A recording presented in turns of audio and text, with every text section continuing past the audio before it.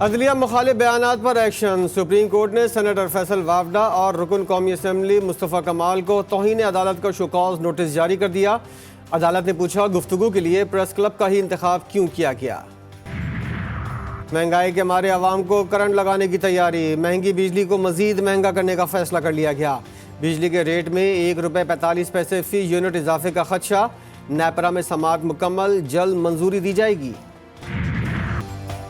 کسی کا باپ میرے صوبے پر ٹیکس نہیں لگا سکتا، صوبے کے معاملات قیادت کے ساتھ بیٹھ کر حل کرنے پڑیں گے۔ وفاق سے 300 ارب روپے کم ملے، وزیر اعلیٰ خیبر پختونخوا علی امین گنڈاپور شہباز سرکار پر برس پڑے۔ صوبائی اسمبلی سے خطاب کرتے ہوئے بولے، ہم حق لینا جانتے ہیں، ظلم پر خاموش نہیں رہیں گے، ہم سستی بجلی دے رہے ہیں، آپ ہماری بجلی پر پیسے کما رہے ہیں۔ وفاق کو ہمیں بجلی کی مد میں 1510 ارب روپے دینے ہیں۔ آپ کی گاڑی سے غیر قانونی اسلحہ اور شراب کی بوتل برآمد ہوئی، کیا کہیں گے؟ اسلام آباد کی سیشن کورٹ نے وزیر اعلیٰ خیبر پختونخوا سے 9 سوالوں کے جواب مانگ لیے۔ پوچھا، 30 اکتوبر 2016 کو آپ نے عدالتی احکامات کی خلاف ورزی کرتے ہوئے غیر قانونی اجتماع میں شرکت کی، کیا کہیں گے؟ آپ کالی گاڑی سے نکلے اور جنگل کا فائدہ اٹھاتے ہوئے بھاگ گئے، پولیس نے گاڑی تحویل میں لے لی، کیا کہیں گے؟ سماعت 20 مئی تک ملتوی، علی امین گنڈاپور ذاتی حیثیت میں طلب۔ سرکاری خرچے کم کرو، آئی ایم ایف کا مطالبہ، قرضوں پر بھاری سود کی ادائیگی پاکستانی معیشت پر بوجھ، نئے بیل آؤٹ پیکج پر عالمی مالیاتی فنڈز کے نمائندوں کو حکام کی بریفنگ، قرضوں پر سود 9787 ارب روپے تک ہونے کا خدشہ، آئی ایم ایف کا کہنا ہے کہ قرضوں میں کمی کا انحصار پالیسیز کے کامیاب تسلسل پر ہوگا۔ خیبر پختونخوا حکومت نے پنجاب کے کسانوں کا ہاتھ تھام لیا، گندم کی خریداری کا آغاز، 3900 روپے کے حساب سے 2,86,000 میٹرک ٹن گندم خریدنے کا فیصلہ۔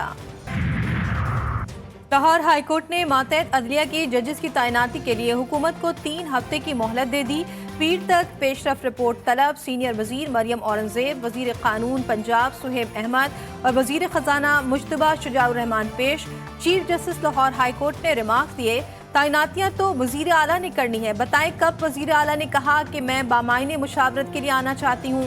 چیف جسٹس نے وزیر قانون کو مخاطب کر کے کہا، آپ تو اب بھی ہاتھ کرنا چاہتے ہیں، سپریم کورٹ کا فیصلہ ایک طرف اور ان کی فرمائشیں دوسری طرف ہیں، 14 سال گزر گئے یہی تماشا دیکھتے ہوئے۔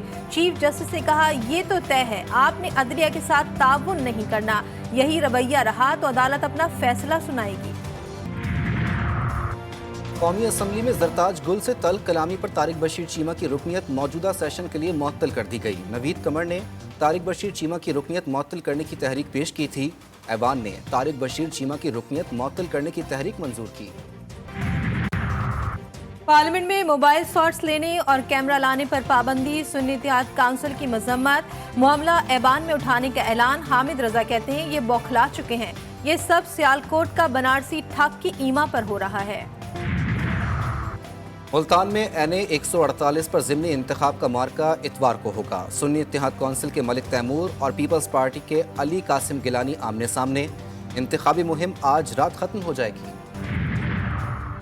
NA 242 کے ماڑی میں انتخابی نتیجے کے خلاف درخواست، سندھ ہائی کورٹ میں ٹربیونل نے مصطفیٰ کمال کو دوبارہ نوٹس جاری کر دیے، جواب داخل کرنے کے لیے 29 مئی تک کی مہلت۔ PTI کے آزاد امیدوار دواخان صابر نے مصطفیٰ کمال کی کامیابی کو چیلنج کیا۔